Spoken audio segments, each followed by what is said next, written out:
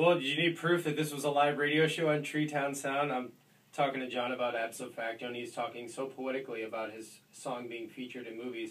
And what do I do, being the genius that I am?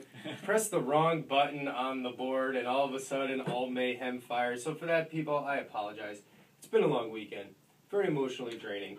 And what can you do? No one's perfect. So if you enjoyed that as much as I did, then jump up and touch the ceiling if you have that wonderful train wreck feeling. So we're back in studio now. I have John, ABSOFACTO, in studio. That was actually Nomo that just played.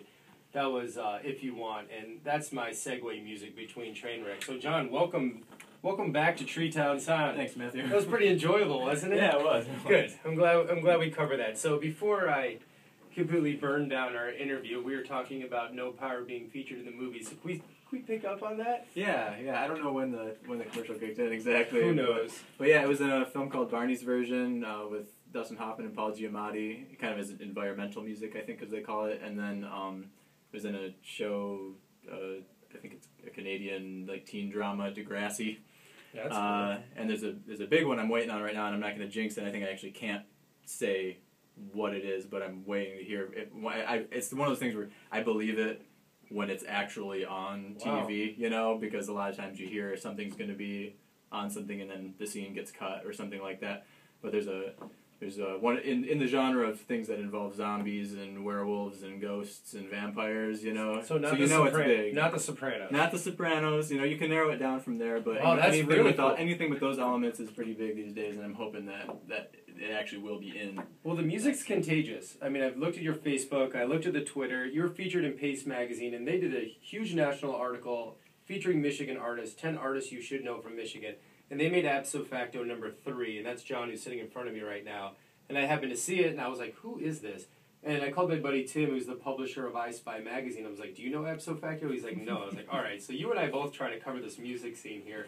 Here's this kid under our nose, and I mean, you're in movies, you're in national magazines, you could be in another TV show about zombies and vampires and werewolves and something else I can't remember. So, I mean, that's pretty amazing. And I gotta tell you, I've listened to the music and I'm a huge fan of it. Your voice is incredible. Well, thank you very much. And I think the sky's the limit. Would you say, when I meet people as talented as you that does the rock thing and electronica thing, do you find that you can do a lot of things so well it's hard to stay focused on one thing? I think you can turn that kind of desire to do so many different things into an asset instead of a liability, which is what I try to do with ABSOFACTO. I've never really defined it. If pressed, I call it experimental pop, but that leaves it open to be anything. Mm-hmm. And I just do what I like all the time and try not to spend time on anything that I don't like doing. And so yeah, I don't really narrow it down. It doesn't really limit it. Is it kind of like your getaway from everything else? Yeah, absolutely. It's anything goes. Anything. How did ABSOFACTO come about with the name? It was something I saw online. Somebody was trying to act smart, and they tried to use the term ipso facto, but they tried to use it as if it meant absolutely factual, and they also wrote it down as ABSOFACTO as a single word. And there was something about the combination of them acting like they were really smart and screwing it up so badly. Yeah.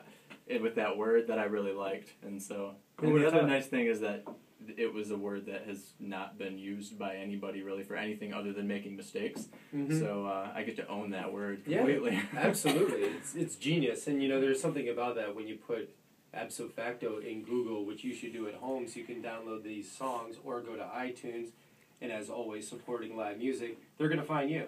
Mm-hmm. Yeah, there's nothing else to find under that heading. So that's way better. Like if you put the band in Google, you're going to find a lot of bands. Yeah.